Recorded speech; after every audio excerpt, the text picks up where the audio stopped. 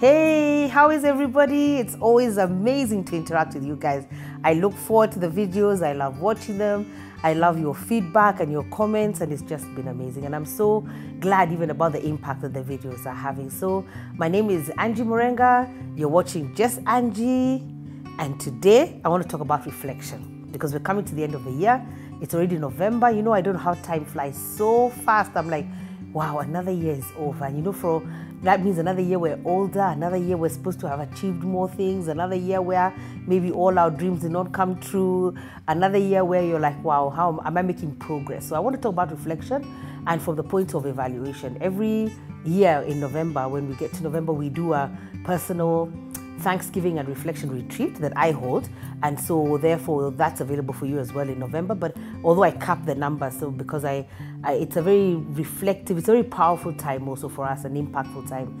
And so if you're able to come to the retreat, you can call our offices on 0705-7373-7373. It's the last weekend of November, so we go in on a Saturday very early in the morning, and we reflect on the year that was, and we project and pray about the year that is coming. So that's different. That's a different matter, but if you'd like to do that, please do.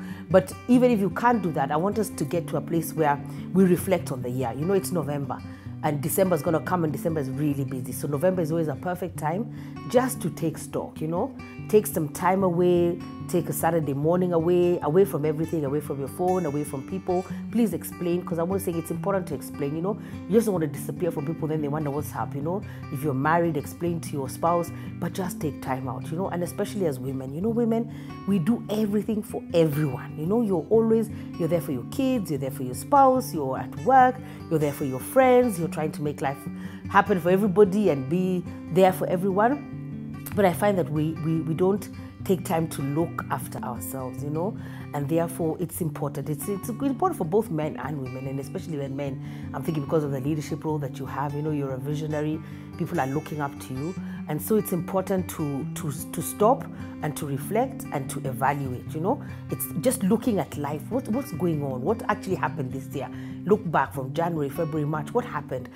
Most of us make New Year resolutions, okay? Or if we don't make New Year resolutions, we have something that we had planned to do, or we had a projection, or we had a vision and we kept it in front of you. This morning I was listening to Joel Austin in the morning, and he was talking about having a vision in front of you. A lot of people talk about it, but he was saying that how you have a vision in front of you and place it there. And he said, I think his dad had written a book, and he put the English version and the Spanish version in front of him, and he kept looking at it and saying, one day I have to write a book, and I pray that it's translated into Spanish. And he just kept having the vision in front of him, and at the end of it, he did write the book. But he says even when the publisher read the book, they actually did it together. Usually they do the English one first, then they do the Spanish one. So what is it that you want? And I know people are great about vision boards and having their vision in front of you, because it's very important. I think it's very important when you can see the vision every day. But how do we get to vision? I was saying as a man as well, it's important for you to reflect, because you're the visionary, you're the leader, you're the one leading a family. If you're not leading a family yet, every single person is in charge of leading self. You know, how am I leading myself? And therefore, you owe it to yourself to stop. And it's not only in November. It's just that we're such a running society in this Kenya. But you should take pockets of time to stop, reflect, evaluate. Where am I going? And the best way, I think, for me, the best evaluation tool that I know is I usually do a SWOT analysis. So do a SWOT analysis of self.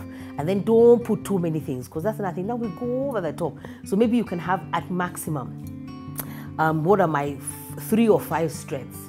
What are my weaknesses? So that the whole idea of identifying the weaknesses is to be able to work on them, not to put yourself down, but to say this is a weakness.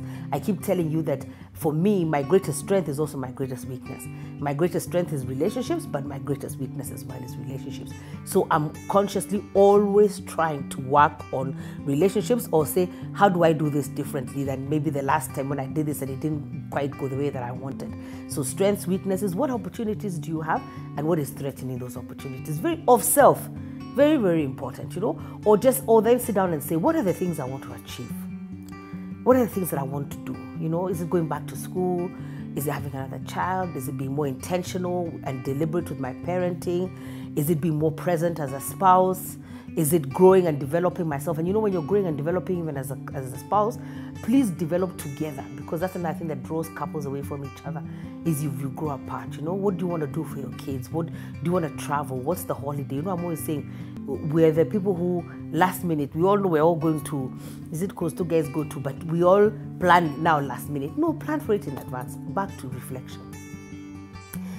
Even during the year, you can take pockets, like every 3 months. I advise the leaders who engage with me to take time out.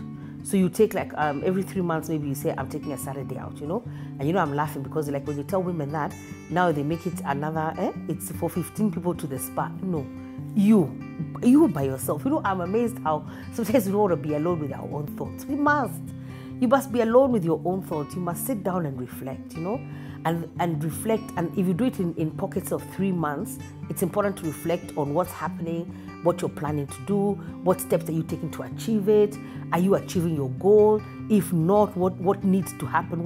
What else needs to happen? Let me give an example. Like for me, I love working out. So I've always loved working out, but still I need a personal trainer so that, and my trainer is very annoying. He's there. If I say I'm not working out, he'll be there. He doesn't want to know. He's just there telling me 10 more, 15 more. So I want to lose weight. So what am I doing about it? So I've got a trainer. So that's what I'm doing. So that's good. That's going well. My next step was, how do I now, I started trying to cut down on my portions. So what do? I eat off a side plate. Good. So, we're making progress, and I need to keep constantly evaluating that. I started, when I was evaluating and reflecting, I found out what are my most, the moments when I eat the worst.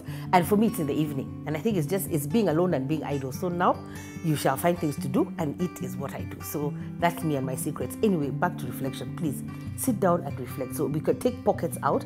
I was saying, like, if you're a lady or you want to go men I think can be alone. Them, I think they have the opposite problem, but they can be alone. But the whole idea is to be alone. So if it's like going to the spa, now you can't make it a spa date for 15 people or even 2 people. You go by yourself. Reflect on your life. Pray about things. As women, we have to pray. Every time I see somebody giving a testimony on TV or anywhere else, they always talk about a praying mother. Mothers have to be people who pray. They just have to. They don't have any other choice. And I think that's important, because we're the life givers, we're the nurturers. You're able to steer your family in a certain direction. So prayer is one. So as you reflect, we pray. So even when we go to the retreat on the Saturday, and that's another thing we do. Thank you, Jesus, for reminding me that. We give thanks. Actually, it's called the Thanksgiving and Reflection Retreat. Because when you're reflecting, you have to give thanks. You have to say thank you for all the things, Father and God, that you've done for me this year, or this 3 months, or this month, Even if you choose to do it once a month, if you choose to do it every quarter, if you choose to do it twice a year, if you choose to do it once a year, just give thanks first. It's very, very important, because there's so many things that God has done for us, that He has blessed us with. If you believe in God, if you believe in something else, I don't know.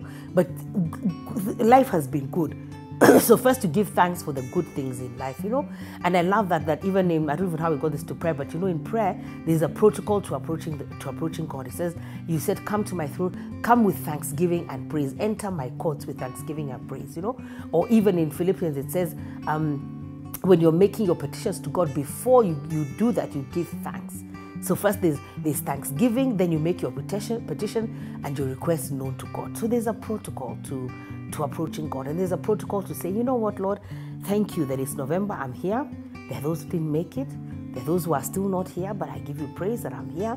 And look at, they say, I think it must be an English saying, that every cloud has a silver lining. So there's a cloud, but there's a silver lining, And every time for me, when I sometimes want to reflect and say, oh, but you did this for this person, you didn't do this for me. Hey, God will make me stop and say, hey, what have I done for you? Yeah, I've done things for you. So stop and reflect. So when you're reflecting, if you're not going to join us at the retreat, or go on your own retreat, or even organize your own retreat with people, but what we do even when we go to the retreat is we can be a number of people, but we have a lot of time of personal reflection. So we'll come and we'll worship, and then everybody will disappear alone into your own space to first maybe write down the things. Some people want to record the things. I mean, technology is amazing. Or they just want to sit and just face the sun and just say, God, thank you. So whatever way you do, you must give thanks. So they first give thanks. and then we write down all the things, or speak through the things, or think through the things, or reflect through the things that God has done for us. And that's a good place, because then it puts you in a good place. And then now we begin to because we're a people of prayer and we're a people of faith, we begin now to pray and to project and to ask God, what do you want for us next year? And we sit, and that's part of reflection, because when you're reflecting on what's behind you or what is presently happening, but also on the future. So you're thinking about all that. What's in the past? What are we giving thanks for? What's happening right now? What's in the present? What am I happy with in the present? What needs to change in the present? What do I need to work on in the present? And then projecting to the future. What do I want to achieve next year, And that's very, very important. So I think that's what I wanted to talk about, that we need to be we're in November, so we need to be in a space of Thanksgiving. We need to, and actually this Thanksgiving, I think weekend even in the States is coming up. I think it was an amazing concept that it started, and it still brings families together. So it's a concept that still works, because people go home for Thanksgiving, maybe who have been away from their parents, away from their families, away from everything that they were calling an everyday life. And it brings people together. And what are we doing? We're giving thanks. So that's important as well. So I hope you really have a reflective month. It's the month of November. And I pray that you have a reflective month. And I pray that you start this tradition of just stopping to reflect, because we need to stop, Sometimes whenever I look, and they say, I used to wonder why they call it the rat race, but I look at that, is it the hamster or the gerbil just running around that, like the circle, the circle thing, that rat race, they call it a rat race. So it's just running and running and running and running and running and running. And sometimes I would just sit it, one day I looked at it and I started laughing, and I was wondering, this thing should just stop first, and if we're in this, what we call this rat race, where life is just looking like it's just, we don't know whether we are catching up with it, we don't know whether it's running away from us, we don't know whether it's like a carrot that's being dangled in front of us that we never actually quite get to. I wish we would just stop. I wish the hamster would stop. And sometimes I think for us, we just need to stop. Just stop. Stop running fast. Because you see, whenever I see that rat running round, it's not going anywhere. And that's sometimes our lives. We just run, but there's really no progress that's being made. So I think that's why it's important to stop. And if I was that rat running that race, I would just stop first. I'd stop. I stop, breathe, and think. So now, how long have I been on this thing? Just running around. Where am I going? That's what reflection does. It's an opportunity to stop. And we don't stop enough, and we just need to stop. We just need to stop. And for some of us, even maybe the exercise needs to happen weekly. What was that week about? What is the next week going to be about? Can I plan for it? Because we don't want life just to happen to us. I think that's the most important thing with planning, is that we just don't want life to happen. We want to have a hand in it, We want to hear what God is saying so that He may direct us. I remember, I think I've talked about this before, but it's just dropped in my spirit, so I will share it. I remember I had a boss, my director, I think at Sarova, and he used to make us do forecasting, and I really hated it. And I was like, why do we have to do this thing? I don't want to do this thing. It was really a very intense moments of sales forecasting for the restaurants. But I'll never forget his answer. He said he's gone to be with the Lord, he's passed on since. But I'll never forget his answer. And he said, because we need like a benchmark. We need a guide. We need a goal. If we achieve the goal, good. If we don't, then we need to understand why we didn't achieve the goal. And that's another thing that's coming to mind. You see, when we did our forecasting, we'd take history. So we take what happened in that month, that in the last year, so we take our history. So we can't ignore our history. So we take our history, which advises us on our projections, and that's important. So take your history, then it advises you on your projections. It's like for me, I'm always telling my instructor, I'm not entering the Olympics, neither do I have to lose this weight this year. I've already agreed. I don't have to lose it this year. We have 3 years to lose this weight. Okay, we'll lose it. So so the history advises you. I've always worked out. So my history advises me what I need to do. So I know what's not right. I know what are the moments that I overindulge, and so I'm conscious of it, and I'm finding that it's really helping me. And so, so your reflection is like almost taking the history, taking the past, projecting it into the present and how it can help change the present, and then making plans for the future. And the goodness with setting goals, because setting goals or projecting into what you want for yourself in the next year or the next season or the next week or the next month, is that you have something to aim towards. And the whole idea is not, if you don't make it, that's fine. Then you can also investigate and interrogate. Why didn't I make it? What happened here? Well, and all this is not to get you into another frenzy or get you into not getting into condemnation. We don't want to get into condemnation. We just want to make a plan. Yeah, I want to do this. I want to go back to school. I want to have another child. What's the plan for that child? I want to get married. How am I preparing myself for marriage? I want to get healthy. I want to get fit. I want to progress in my professional life. What kind of plan do I make that? I want to make better use of my time. What do I do? How do I schedule my time? How do I arrange my time? How do I arrange my finances? How do I plan? How do I tithe? How am I spending my money? Very, very, very important. So reflection can be on any subject, on anything that's really happening in your life at the moment, or something that you want to happen in the future, or something that maybe you're finding is taking too much of your time and you need to investigate and interrogate what's going on. And just to reflect, and say, have I become a nicer person? How can I do what I do better? How can I become the best at what I am doing? How can I enhance the abilities that God has given me? So there's so much to reflect on. So have a reflectful week. Sit back. I like saying take 5 steps back. Look at the situation from a position of 5 steps behind. Analyze the situation, reflect on the situation, do the SWOT analysis, project what you want for the season that's coming ahead, for the year that's coming ahead, the week that's coming ahead, the month that's coming ahead. I mean, even your December needs planning, You can't be everywhere. So plan for December. Sometimes I say, even sometimes we take these holidays, that we did a holiday from a holiday. Hey, please. So plan for this December. What do you want to happen in December? How will you go to Sharks? When will you go? How do you make sure that you rest? How do you make sure you spend time with your family? What are the important things that you need to do in that month? How do you ensure that you're refreshed if you're taking leave before you go back to work? Some of us even take leave and the leave is over before you have even done anything you wanted to do. Why? Because you didn't plan for it. So have a reflectful week. Have a thankful week. Plan, project, examine what worked and what didn't, It reminds me of when I have meetings and events and things, I love to debrief because debrief is important, So I guess that's what the reflection is. It's a debrief. What worked? What worked this year? What worked well? What didn't work well? How do I need to improve? What are the changes I need to make? What are the things I need to enhance? What skills do I need to add? What are the values I need to focus on?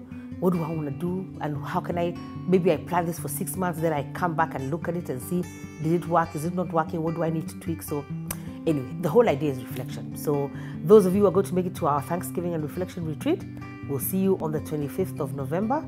Please call the office and make sure that you have booked your space and done what they need you to do. And have a reflectful month.